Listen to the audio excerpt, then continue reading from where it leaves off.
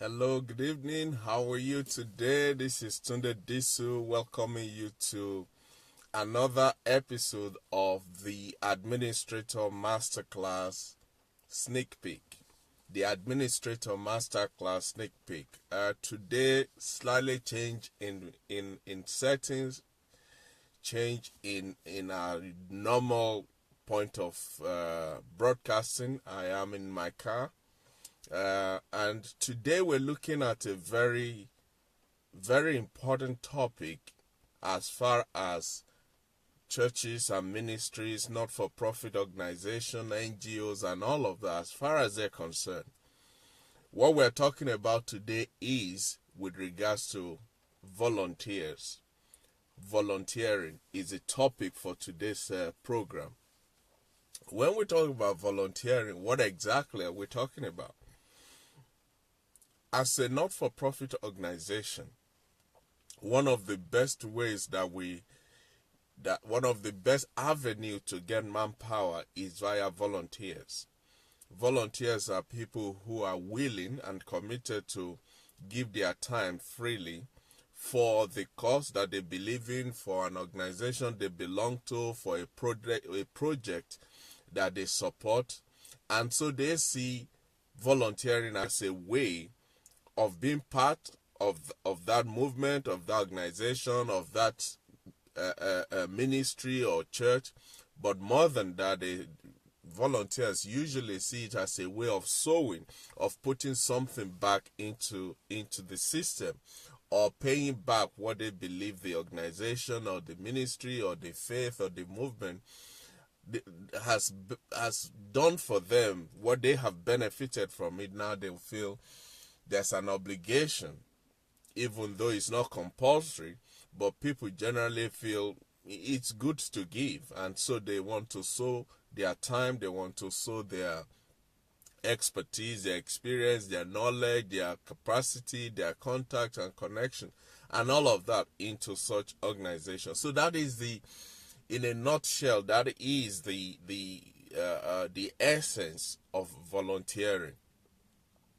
And like I said, for most not-for-profit organizations, it's an excellent avenue to get manpower, to get expertise, to get people to stand in, to cover, to make things work in the life of such organizations. So, as you can see, it is very important for us as a charity, as a ministry, as a church, a not-for-profit organization, to have a good understanding of what is volunteering, what's involved, what are the legal requirements or legal implications or legal ramifications that needs to be taken into consideration, what are the benefits of volunteering, both to the organization and to the people that are volunteering.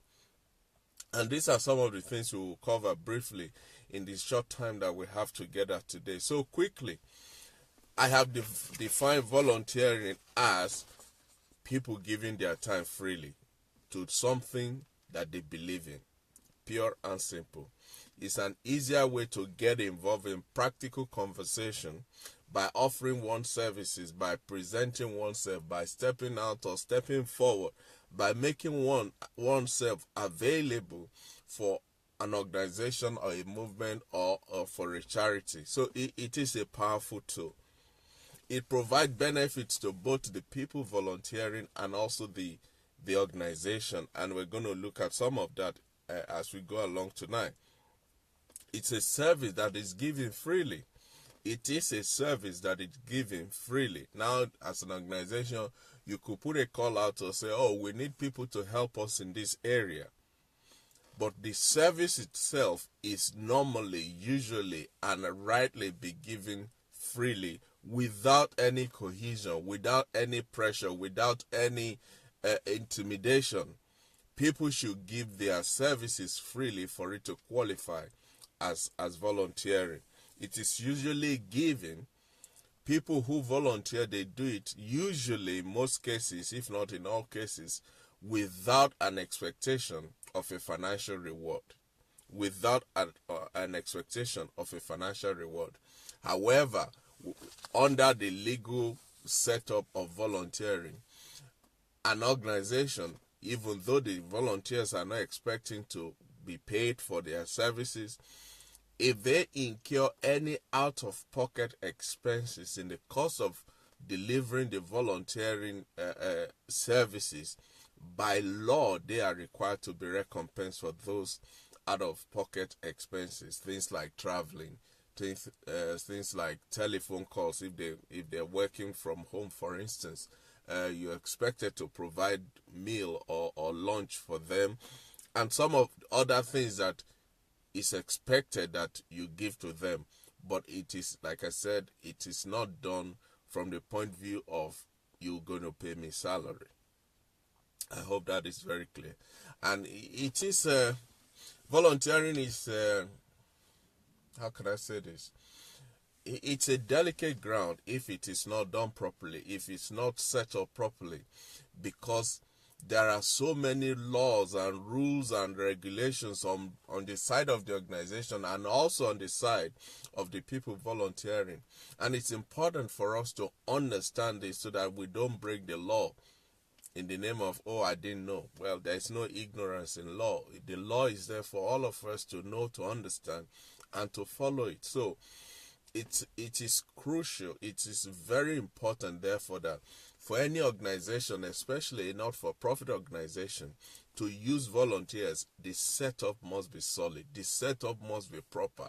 It must be legally sound, so that we don't get ourselves into any legal issues afterwards. And that is where an organization like the administrator comes into play, because based on our experience of so many years, we can then come and say, look, this is how you should do it. This is what you need to do. This is what you need to have in place. And on, we can help to set this up so that when you are doing it, your head is clear, your mind is clear that I'm not breaking any law here. So the administrator, like we all know, and for those who are joining us for the first time, you're very welcome. The administrator is an organization set up to provide consultancy services to not-for-profit organizations, especially churches and ministries, because it is such a vast area, and I'm talking in terms of your systems, your structure, your operations, the day-to-day hands-on on how to do it, how to work it, the church office, the volunteers, the units, the service units or department, whatever you call it in your organization. These are areas where the administrator can help you. Even if you are just starting up, if you are just setting up for the first time, then it is good to get it right first time around. Call on the administrator and we'll be glad to come along and work with you and support you and help you really in all aspects of your setup and running. And if you're already an existing organization, we are still able to come alongside you, look at your systems and your structures and see how we can facilitate, how we can help you tweak them a little bit here and there and make sure they are performing at the maximum level. So these are some of the things the administrator is able to do. Now, let's quickly look at some of the legal status of a volunteer. Now, like I said, volunteers are people who have chosen to give their time freely. So you need, in the first place as an organization, to separate and differentiate the status of your volunteers from that of your employees, should you have employees. It is of paramount importance that you separate the legal status of your volunteers from that of your employees. Because if that is not done, a volunteer could grow to a point where legally they are then qualified for the status of an employee. And these are some of the things most organizations are not aware of.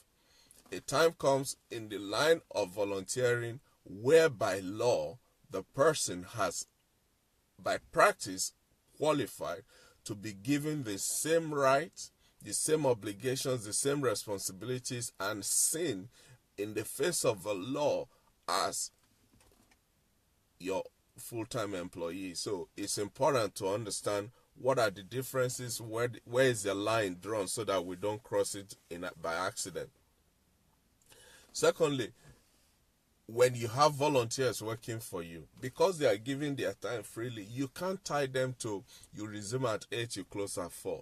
The moment you do that, you are breaking, you are contravening the aspect of the essence of volunteering, which says they give their time freely. Yes, there has to be structure, there has to be system, there has to be a way of managing their productivity in your organization.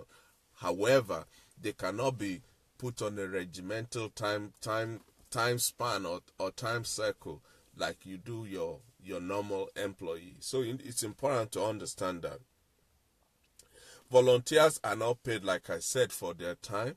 They are only remunerated for any out-of-pocket allowances. This could be for their travel, maybe they're doing some postings from home, maybe for telephone, essential equipment, or in some cases where special apparels or special protective wears are required for them to do the work that they're doing, then the organization is obligated to provide that or remunerate them for if they have gone ahead and spent their own resources to facilitate that. So it's important for an organization to understand this. Another aspect that a lot of organizations, especially churches and ministries, when it comes to volunteers, are not taking cognizance of is the issue of insurance. The issue of insurance. There is what is called employer's liability insurance, and people will say, well, I don't have any employees, so I don't need it. Well, you may not have any employees, but if you have volunteers working or volunteering their time in your organization, you are expected to still have employer's liability insurance to cover not just the volunteers, but also to cover the work, the activities that they're doing for you as an organization. Should there be any need for a claim, you can't turn around and say, oh, well, they're not my staff, they're just volunteers. They are still people and they need to be protected at all times. What else? Then another major aspect of volunteering that organizations need to be aware of is the fact that if your organization is the one that handles or that relates, that deals with young people, children, young adults, vulnerable adults, your volunteers and your employees must be put through the disclosure and barring system, the DBS system. This is to enable the government to check and make sure these people are fit and capable to work with children, with young adults, and with vulnerable adults. It is important that you should put all your employees and your volunteers, your officials and your officers must go through the DBS and get clearance before you allow them to work with this group of vulnerable people. Now, when you have volunteers that are working in your organization or volunteering in your organization, ideally the DBS check should not cost them anything. The organization should bear the cost of that, because remember, they're not being paid salary. So you can't expect them, you can't put down them that they should then go and pay for the DBS, because if they're not volunteering in your organization, they probably won't need it. So it's your responsibility to provide that. Again, this is an area where the administrator is very, very knowledgeable, capable of assisting you, not just in doing the DBS, but also in giving some statutory trainings to your people in terms of safeguarding, child protection, first aid. Those are things that the administrator can help you with. Quickly, before we finish, let's look at some of the benefits of volunteering, both to the organization, but mostly to the volunteers themselves. Number one, volunteering helps to build self-esteem and confidence in people. It's an avenue for people to go out, to reach out, to be out there and interact and mingle with people. Number two, it's a great way to learn or develop special skills. It's a great way to learn or develop special skills and interests. It's a pathway to work experience. Some people are still able to work, but they can't get a job because when they go for interview, they're asking them, do you have any practical experience? Volunteering is an important, I can't stress it enough, it's an excellent way to gain on-the-job experience, even though you're not paid for it. In fact, when you tell a potential employer that you've gained your experience working as volunteers in so and so place, and it's verifiable, it gives you even a better advantage than if you haven't done that. Volunteering is a way to meet new people or broaden your social circle. It's an expression of your gratitude for help you may have received in the past. It is an expression of your gratitude for help you may have received in the past. It's an opportunity to support a cause that you feel strongly about, that you support and you believe in. It's also an opportunity for you to make a real difference in your community. So all these benefits will accrue not just to the organization, but also to volunteers. So maybe next time you are doing a volunteering recruitment in your organization, you want to remind them of some of these benefits. That look, yes, we're not paying you, but there are accrued benefits that will come to you. Things like building self-esteem and confidence, learning on the job to develop or to learn new skills and interests, meeting people, enlarging your circle of influence and your contact, an expression of your gratitude for the favor and the help or support that you have enjoyed in the past. So there are so many benefits that will accrue to people when they give their time in volunteering to help others. I hope today's program has helped you, and don't forget, the administrator is here to help. That's what we're here for, to support you, to assist you, to help you, to encourage you, to champion your cause, to help you make sure your structures and your systems are working well so that you have a smooth running operations. That is what the administrator is here to do, and that is what we have been doing for over 40 years as a team. And we are making this experience, these years of experience, we're making them available to you. So why not pick up the phone today? Pick up the phone and make that call today. The phone number is 07438 585 143. 07438 585 143. Or maybe you want to send us an email. The email address is info@the-administrator.org. The way it works is we will sit down with you. The initial consultation is free, no obligation, not at all. But we will sit down with you. We will hear where you are. We will talk through things and understand where you are, and also give us an idea of where you want to go. That then becomes our responsibilities to take away and come back with plans and routes and maps of how we think you can get there. And we'll dialogue this between both parties until we come to an agreement before we start working. So the phone number once again, 07438 585 143. And the email address, info@the-administrator.org. Until next week when we meet again on the Administrator Masterclass Sneak Peek. This is Tunde Disu saying once again, thank you for your time. I appreciate it. God bless you. Bye-bye.